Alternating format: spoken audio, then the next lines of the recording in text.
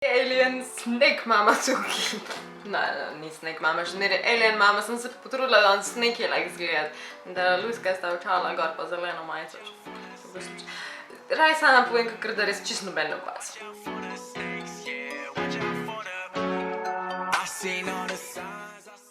Zakaj? Zaradi tega, ker danes govorimo o Snake Island. Otok Kač. Današnji video je tak, ki me spominja na recimo Otok Lutk ali pa na Gozd samomorov, Aokija Hara. Še se spomnim imena, ne pozabim čisto vsega, to že prem. Tak video, ki bi ga ful lahko uvrstila v recimo najbolj odštekani otoki ever, ampak imaš on feeling, ta otok je tako zanimiv, ker pač tam tako leze na tisoče nagražnih, neč narobe skačem, ampak to, me gota tam kač in ful jih je in se strupen in tam pač umrl tako v eni uri, ko bi tja prišel in jaz mislim, da si ta video zasluži svoj lasten, a sem rekla video, ta otok si zasluži svoj lasten video, tako da gremo čim prej v video. Ilha de Queimada Grande. Ilha de Queimada Grande, nimam pojma, ko se to izgovori, please ne biti jezni name. Skratka, otok Kač. Kraj zloveščega imena in kraj čistega zla. Vem, da se eni zdaj mislite, pa so samo kače, kače so cute, kače so tople, kače niso sluzaste, to je meni jasen, sem bila mulj, sem precej kače lovila, pa beluških, se poj navije tako okoli roke, pa to sem bila čisto odprta do te situacije, ampak na tem otoku ni veliko prijaznih kač. Nimam pojma, koliko je tle nestropenih, ampak več ali manj so stropene. Tok stropene, kad te pič ta kača, umreš v excruciating pain in bolečinah, nepojemljivih, v približno eni uri, niti ne toliko hitro, kakor bi si verjetno želel, glede na to, da umreš najbrž kriče. Se upravičujem, kako vas zmečem na začetku videa ful enih drastičnih informacij, ampak zato hočem reči, da je zlovešč otok. Je otok, ki se ga hočeš izogniti in je otok, ki je hvala Bogu. Brazilska vlada, namreč blizu tam se to nahaja, je dejansko prepovedala splošne obiske, totalno hvala Bogu, kdo da hek bi sploh hotel tja iti. Zanimivo pri tem otoku je, ker na daleč deluje res lep, tak sanjski otok, tudi ni tak puščavnat, ampak je res zelen in prijeten. In če bi seveda obstajala ta opcija, če ne bi bilo tam toliko teh plazečih smrti, bi pač verjetno bil zelo turističen otok. Plazeč problem na tem otoku so tako imenovane Batroops ipsolaris, če se ne motim, določena vrsta kače, izredno strupene kače in tukaj je več kot 4000 primerkov. Reče se tudi zlata harpunasta kača, mislim, da če bi kdo rekel zlata klopotača, tudi ne bi bilo tako narobe, nisem čisto ziher glede tega zadnjega imena. Štos je, da je ekstremno ogrožena. Koliko ogrožena, vprašate? Toliko zelo, da dejansko živi samo na tem otoku. Ampak na tem otoku je toliko omejena in je toliko mutirala, ker živijo same s sabo, da je njihov strup 5 do 10krat močnejši od njihovih sorodnic, ki so pa, ne vem, v Južni Ameriki. Posledično pač sodi med 10 najbolj strupenih vrst kač na svetu. In informacij, koliko jih dejansko je na tem otoku, sem najdela več, tam od 1 do 5 na kvadratni meter. Ne bom pač točno rekla, ker ne vem, od 1 do 5 na kvadratni meter, ampak če si že predstavljaš, da sam stopiš na otok, praktično stopiš v gojišče kač in ni tak, kaj boš? Možno si še zaplavaš za tebe, če hočeš plavati. Skratka, ne jeval si, no, to bom rekla. Imenovan je tudi zeleni otok, tukaj sem rekla, lepo zelen je, pač res je prijeten, razen kač. Razprostira se na 430 000 kvadratnih kilometrov, je pa oddaljen samo 33 km, to meni tako mindfuck, 33 km je samo oddaljen od brazilskega mesta Sao Paulo. In realno moja ni toliko težko do tja prije 33 km, le ni toliko gromozansko velik. Verjetno se sprašujete, koliko so dejansko dolge te strupenjače, dolge so tam od 70 cm te odrasle do freaking 130 cm. Pač ni lih anakonda ali pa piton, ampak oh my god. Še eno prijetno dejstvo, te kače so hermafroditi, kar pomeni, da ne rabiš punčke pa fantka, ampak pač je ena kača, ima pač oboja spola, dvospolnik, pač preprosto se med sabo brez problema razmnožujejo, ker imajo in saj veste, kaj mislim, pač hermafroditi so. Ni žitek preveč. Prehranjujejo pa se z kuščarji. Jaz imam kar stresam, ne vem zakaj, pač nimam nič proti kačam, samo če jih je toliko na kupu. V glavnem, prehranjujejo se s kuščarji, s ptiči, pa ne samo tako, da ptič preleti in ga napadejo, bo ga revež, da se predstavljati, ker ptič ne ve, da ne sme tja, ker ne v razumu, če je svetilnik tam in mu utripa rdečo, ne, tja, ptič bo sem tja preletel. In ja, in lovijo jih dejansko tudi v zraku, tako skoči in ga ujamejo. Oh my God. Ampak se to precej redko zgodi, ker predvsem domači ptiči, ki so tam že navajeni biti, imajo že ta alarm v glavi, da vejo, da ne smejo preveč posedati po drevju, tako da včasih grejo te kače pač par mesecev brez kosila, brez obroka, ker je sicer za kače dokaj normalno. Torej, ptiči, kuščarji in pa lastna jajca, verjetno tudi jajca vseh drugih živali, ki so tam, ampak lastna jajca, se pravi, ko so lačne, pojejo lastna jajca. Cute.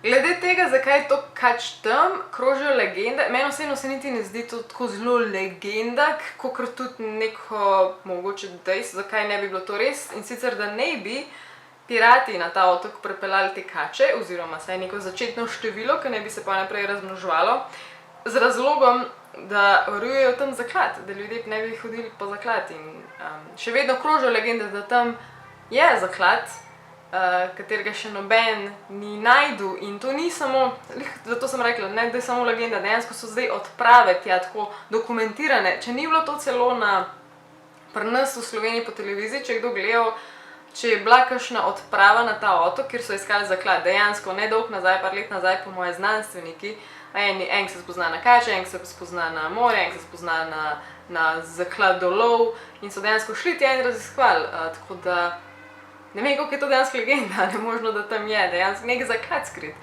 Sama legenda se začne tako, da naj bi gusar in obenem raziskovalec, pač pomorski človek, Thomas Cavendish v 16. stoletju bil pač nekdo, ki je plenil ladje in pristanišče in je potem tudi si nabral ta zaklad in on je ta oseba, ki naj bi v štartu ta zaklad tam skril in ta zaklad naj bi še vedno tam bil. Druga legenda, ki pa kroži v tem otoku, pa je legenda o svetilniku. V bistvu ni to zelo legenda, ker ta svetilnik tam je in stoji.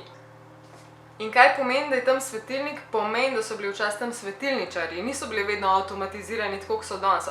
Avtomatizirali so ga leta 1909, predtem so pa tam mogli biti fizično ljudje, ki so ga upravljali. Upravljali so ga pa jasno iz razloga, da preč pošiljajo ladje, ki hočejo ta prijeti, so ljudi tako, oh, hello, go away, zik imajo nek znak, neko določeno utripanje, ki pač reče, get the fuck out of here. In druga legenda, ki jo prej nisem povedala, je pa glede tega, da ne bi tam prav družina živela, in sicer en svetilničar, pa njegova žena in njegova hčerka, in da ne bi tragično se začela te kače vsiljevati v ta njihov svetilnik in obenem njihov dom in so jih v bistvu izrinile ven, nekaj jih enkrat preveč noter, ne moš nič več, zbežiš. In sta hčerka in mami zbežale v to džunglo, gost, v ta zelen del in valjda ne preživiš tam, kako je rečen, prav vela, tukaj ne zdržiš več kot 1 uro in pač ja, so jih potem samo še našli. Nisem ziher, da to legenda res zna biti, da ni res, moje so te ljudi dejansko varno odstranili z otoka, ampak nisem pa ziher.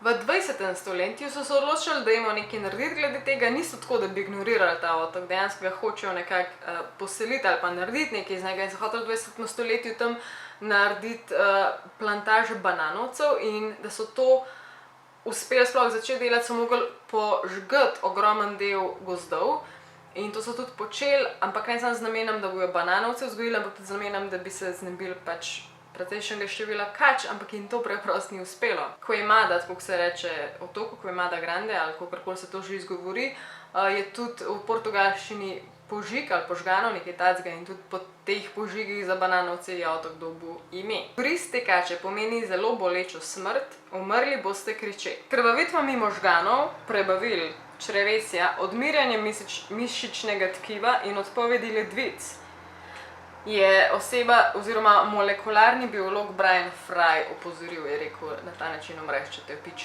ta določena vrsta kače. Meni je še bolj grozno, da ne umreš skoraj v 15 minutah. Oziroma, kdo ve, a umreš za kakšnim pikom tako res hiter, tako par minut do 15 minut ali 15 minut. To me zanima, nisem čisto ziher. Če se sprašujete, zakaj še vedno gusarji hodijo tja dejansko, ja, še vedno obstajajo gusarji oziroma temu bi se rekli neke vrste črn trg, ne izgledajo tako, ker včasih, da so to pač sodobne ladje, normalno. Mislim, da so te kače ful vredne. na črnem trgu do 27 000 evrov, ampak definitivno vsaka, ki bi jo prinesel, je par tisoč evrov, pa največja, ne vem kakšne so do 27 000, zelo uporabno za medicino, za protistrup dejansko, oziroma za določena zdravila. Taki ljudje jasno silijo tja. Jaz se še eno stvar sprašujem.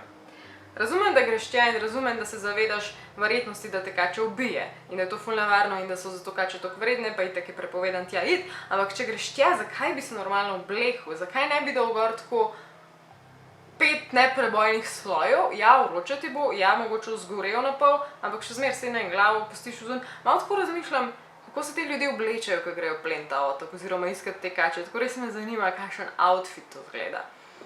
To je to za ta video, upam, da ni prekratek, ampak teh informacij res ni tako neskončno veliko. Upam, da vam je bil zanimiv. Ejlen Mamalc, vidim naslednjič. Aj, čau in ba! Tisti, ki še vedno niste, definitivno ne pozabite si odspati merch pogledati, ker je krasen. Baterija me odcrkana, ne moram verjeti. To se nikoli skoraj ne zgodi. V glavnem, aj, čau!